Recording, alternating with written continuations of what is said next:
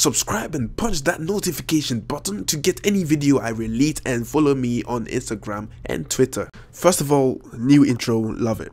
Absolutely love the new intro. It is better than the first one. I thought the first one was a bit annoying, but this new intro has a bit of color and a bit of everyone in there, and there are some few villains in there that I'm going to be talking about, so just bear with me in my next video, I think. So obviously this episode wasn't really that exciting. I mean, the outcome of the fight at the beginning was pretty obvious, you know what I'm saying. Like I said, they have a few prodigies on their side, with Kagura being one of the prodigies, right? So obviously they lose. Boruto and the rest actually find out what is wrong with Kagura. Now, I saw a few YouTube videos of people talking about Kagura possibly being a Jinchuriki. Well, not entirely.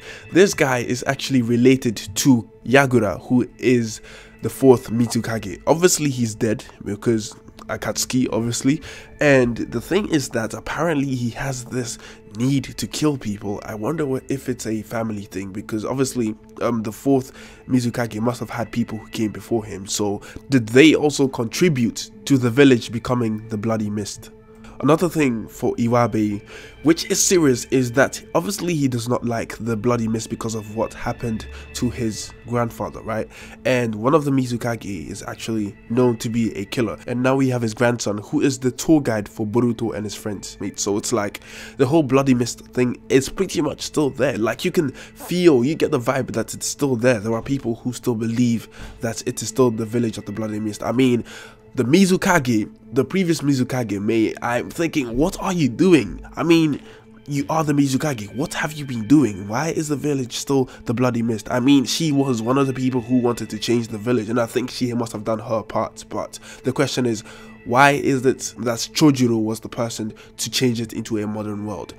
You could argue and say war, and speaking of war, apparently the Land of Water have not signed the peace treaty with the other nations. So it's like, okay, the Mist Village actually does not want war. They agree with the peace, but the land in which the Mist Village resides do not want peace. They still want to expand, and therefore if they do something hazy, other villages are gonna have to react to that, and that is probably gonna start conflicts again. So the whole peace thing is not 100%. Anyways, even if the 5 great nations actually agree to peace, there are still villages out there who have conflict with each other, who are not part of the 5 nations. Also, we find out that Boruto can use wind style with just one hand seal, or barely any hand seals at all, because what he did there was kind of a hand seal, but at the same time it was imperfect. So it's like, yeah. So after the fight is over, Denki escapes, and apparently he was busy cutting himself out so he can help in the fight. So Denki, even though he got captured, it shows that he is able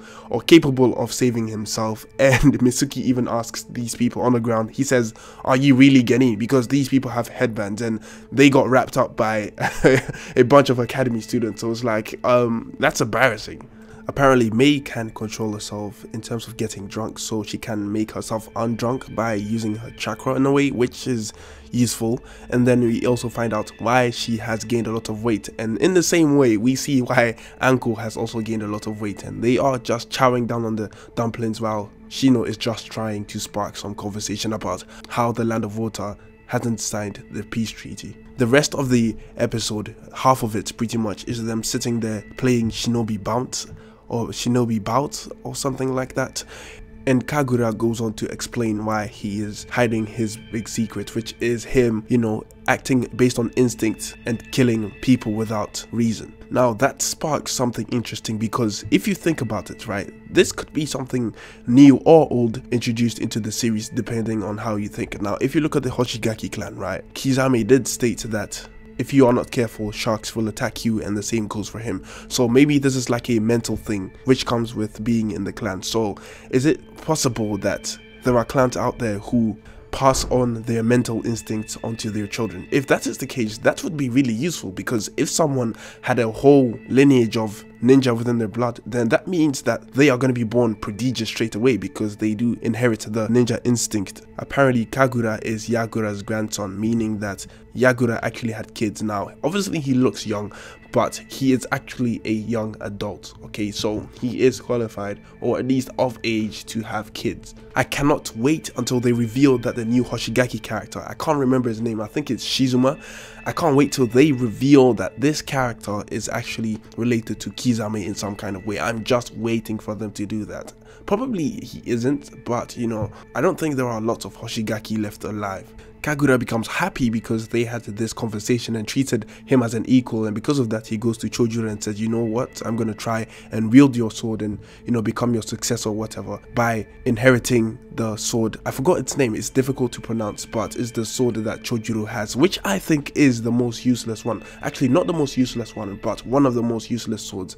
I mean, yeah, it has chakra and all that kind of stuff, but if I had to choose one of the 7 swords, I would choose the one with the explosion tags, because guess what, that is infinite explosion tags, so I can spam that shit whenever I want, and it is really cost effective. So that is the sword I would choose. If not that, then maybe Samehada. At the end of the episode, we see the Hoskigaki character who, by assumption, right, has killed his comrade. I forgot his name because these people have difficult names, and what's the point of learning these names, because at some point they are going to be irrelevant anyways. I mean, they are just there as decoration to make the main villain look good, right? So apparently, by assumption, it looks like he killed him, but we see black ink on the floor. He probably didn't kill him, it's just a cliffhanger, a failed one at that, because if it was blood, they would color it red, because we've seen lots of blood before in the previous arc, so it's like, why would you just color it black? There's no point in censoring it.